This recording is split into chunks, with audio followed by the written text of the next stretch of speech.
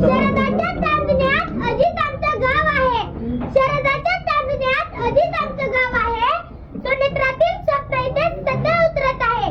ताई दिशात घुमतो तो फक्त काटेवाडीचाच आवाज आहे. काटेवाडीचाच आवाज आहे.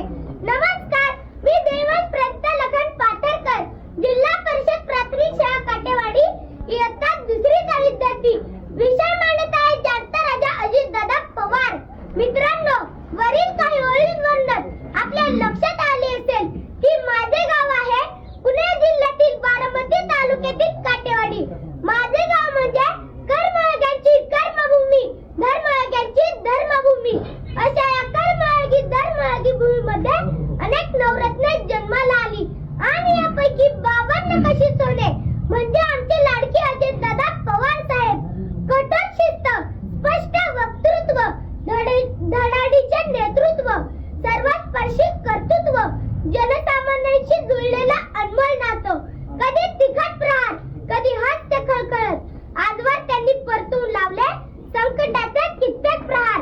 आव्हानांना पूर्ण उतरतात लढवय अजित पवार. अशा राजकारणातील दादा व्यक्तिमत्वाला विनम्रते अभिवादन करून मी माझ्या विषयाची सुरुवात करतो. अलीकडच्या राजकारणात दिलेला शब्द पूर्ण करण्यासाठी प्रसंगी नुकसान सहन करतील, टीका आणि टोकाचा विरोध सहन करतील, पण दिलेला शब्द पाळणारच. असे नेते बोटावर मोजणे इतकेच आहेत. बोले तैसे चाले त्याची वंदाळी पावले.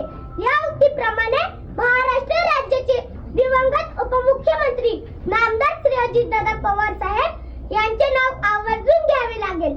प्रशासनावर मजबूत पकड, पक्ष संघटनेवर मजबूत पकड, दिलेला शब्द पाळणारे, पाहतो, करतो, बघू अशा शब्दांना ज्यांच्या शब्दसंग्रहात स्थान नाही, कार्यकर्त्यांची पूर्ण माहिती असणारे, कार्यकर्त्यांच्या अडीअडचणीला उभे राहणारे, जे पोटात तेच ओठावर असणारे, टापटीपणा, स्वच्छतेची आवड, वक्तशीरपणा या गुणांना जपणारे, पर्यावरणाविषयी आग्रह असणारे. महाराष्ट्राच्या राजकारणातील एकमेव उदाहरण म्हणजे श्री अजितदादा पवार. दादांकडून आलेली काम प्रशासनाच्या पातळीवर गतीने पुढे सरकायची.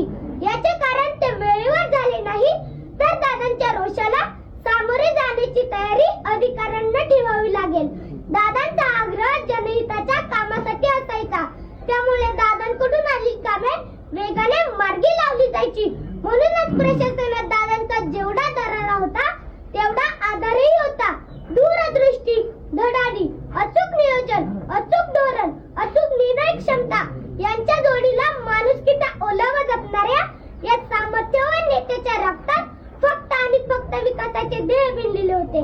पिंपरी चिंचवड आणि बारामती सारख्या शहराच्या शिरावर डोळे दिपून टाकणाऱ्या, विकास कामाचे कोंदण लावणाऱ्या अजितदादांच्या हातात राज्याची सत्ता आल्यानंतर महाराष्ट्राची प्रगती ही तितक्याच जोमाने होऊ लागली. यात मात्र शंका नाही.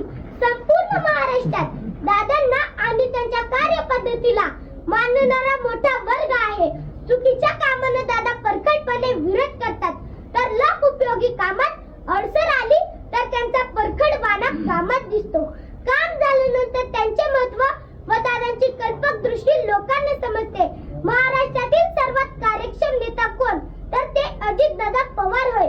सकाळी 6 वाजता कामाची सुरुवात केली, रात्री 1-1:30 वाजेपर्यंत वर्षातील सर्व दिवस सलग काम करण्याची क्षमता असलेला एकही नेता राज्यात सापडणार नाही. प्रचंड प्रवास, दिवसभरात हजारो लोकांना भेटणे, अधिकाऱ्यांच्या सलग बैठका घेणे अशी सगळी कामे दादा तितक्याच कार्यक्षमतेने करत होते. म्हणूनच मी म्हणेन, अशा अनेक गुणांनी संपन्न असलेले माझे दादा एक अद्भुत रसायन होते. अजित दादा हे दूरदर्शी, वास्तूक विशारद होते. बारामती, पिंपरी चिंचवड अशा शहरांना घडवत असताना सोना ज्याप्रमाणे दागिन्याची कलाकुसर करतो, त्याच बारकाईने प्रकल्पाच्या अंमलबजावणीवर लक्ष ठेवले. या प्रकल्पाच्या भव्यतेमुळे ही शहरे आज महाराष्ट्रात एक नवीन ओळख निर्माण करीत आहे. अचूकता, कलाकुसर आणि गुणवत्ता यांचा मेळ दादाने एखाद्या वास्तूक विशारद प्रमाणे ही शहरी घडवली आहे. ज्ञानपीठ पुरस्कार प्राप्त श्रेष्ठ कवी विंदा करंदीकर यांची प्रसिद्ध कविता मला आठवते. जनतेच्या हृदयामध्ये अन्यायाची कळ आहे, जनतेच्या बहुमध्यात सागराचे जनतेच्या हृदयामध्ये अन्यायाची कळ आणि जनतेच्या भाऊमध्ये सागराचे बळ ज्याला ओळखता येते तो लोकप्रमुख राज्यकर्ता होऊ शकतो. राज्यकर्त्याचे हे गुण लक्षण ज्याला यथार्थपणे लागू पडले असे राजकारणातील एक नाव म्हणजे श्री अजितदादा पवार, महाराष्ट्राचे माजी मुख्यमंत्री वसंतदादा नाईक यांच्यानंतर महाराष्ट्राच्या राजकारणात दादा म्हणून मिरवण्याचा मान मिळाला तो फक्त अजितदादांनाच.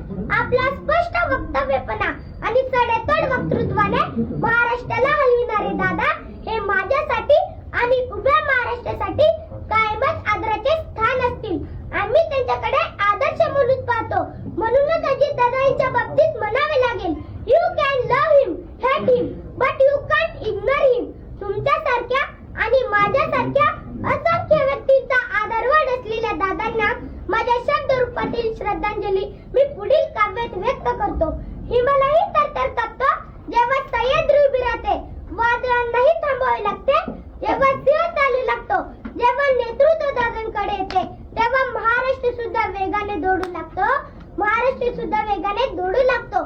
जाता जाता एवढेच म्हणेन, बलशाली हुआ महाराष्ट्र नवा, अजित दादांचा मुख्यमंत्री व्हावा. या माझ्या स्वप्नप्रमाणे महाराष्ट्रातील दादांवर प्रेम करणाऱ्या तमाम चाहत्यांच्या मनातील अर्धवट राहिलेले स्वप्न मनाशी कवटाळून तुम्हा सर्वांचा निरोप देतो. जय हिंद, जय भारत, धन्यवाद.